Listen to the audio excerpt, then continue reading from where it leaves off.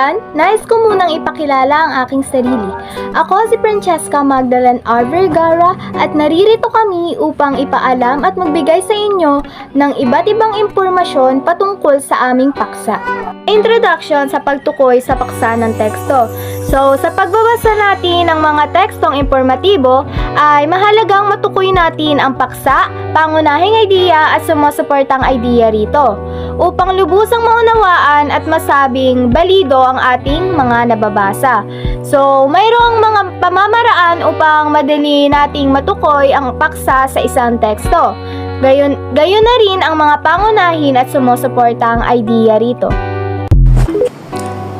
Magandang umaga sa inyo lahat at ako nga pala si Lance Joseph Pineda. Ito ang nilalaman ko sa paksang tekstong informatibo. Alamin natin, sumusuporta, tumutulong, umaagapay. Definisyon, kahulugan, katuturan, ibig sabihin. Halagang importansya, kasalungat ng baliwala. Halina't ating alamin kung ano nga ba ang paksa ng teksto. Paksa. Dito ay maaari nating itanong kung ano ang tiyak na pangyayari na nais ipamalita o ipahayag sa publiko. Ang paksa sa tekstong informatibo ay tumutukoy sa pangunahing idea o paksa na tinatalakay sa loob ng isang tekstong layuning magbigay ng impormasyon o kaalaman sa mga mambabasa. Karaniwan ang napapaloob sa paksa ay isang bagay, tao, pangyayari, konsepto o isyu na inilalahad ng malinaw at objektibo. Ano nga ba ang pangunahing idea? Kung ano ang pangunahing idea. Ito ay naglalaman ng mahalagang detalye ng tekstong informatibo. Karaniwan ay sinasagot ng mga detalyeng ito ang mga tanong na ano, sino, saan, kaya at paano ang pangyayari binabahagi.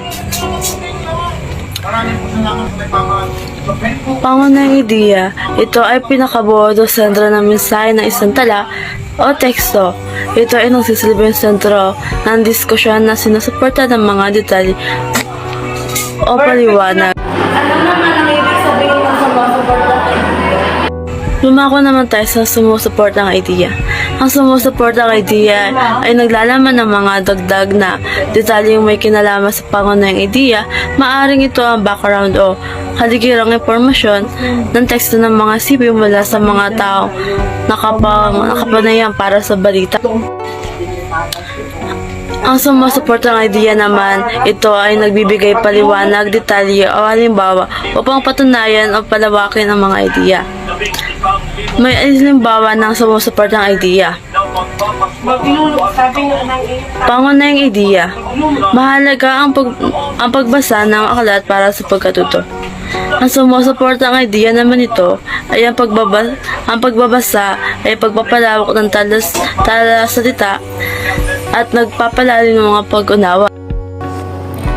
Bakit mahalagang matukoy natin ang paksa at ideya ng isang tekstong informatibo? Mahalagang matukoy natin ang paksa at ideya ng isang tekstong informatibo upang maunawaan natin ang pangunahing layunin ng teksto at malaman kung anong impormasyon ang ipinapahayag.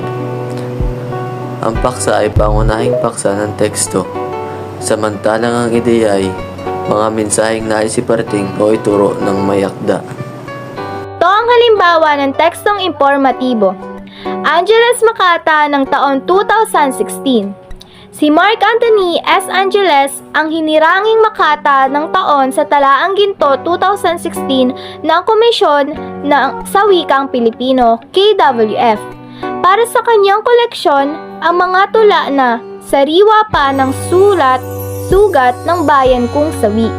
Si Angeles ay nagtapos ng kursong BA Journalism sa Polytechnic University of the Philippines at naging fellow sa Lua International Writing Program noong 2013. Nagsilbing kasapi ng lupon ng inampalan ang mga makatang sina Rogelio Mangahas, Victor Emmanuel Carmelo D.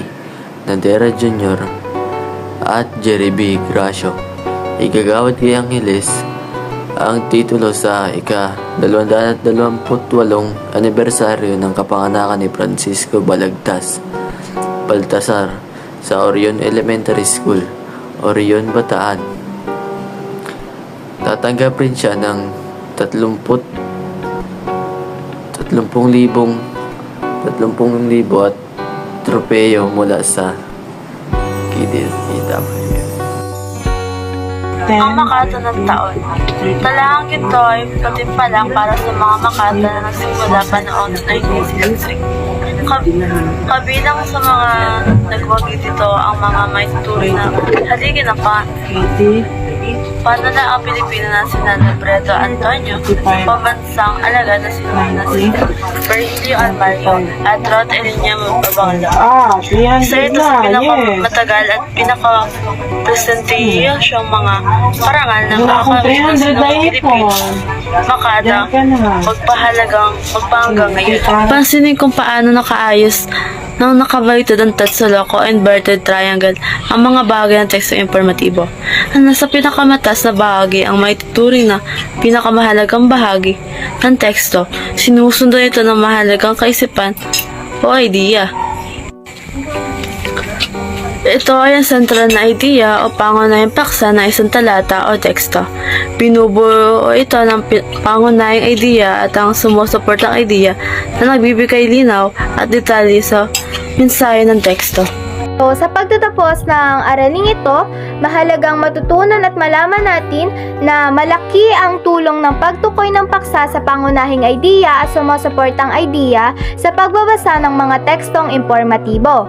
So, kapag ikaw na ang kailangang magkwento tungkol sa mga balitang iyong nabasa, madali mo itong magagawa sa pamamagitan ng pagbabasa lamang ng mga headline at lead na may pag-aalala sa mga sumusuportang detalye, sumasagot sa mga tanong na ano, sino, kailan, saan, at paano. At yun lamang po, hangad ko na nakakuha at nagkaroon kayo ng kaalaman sa amin.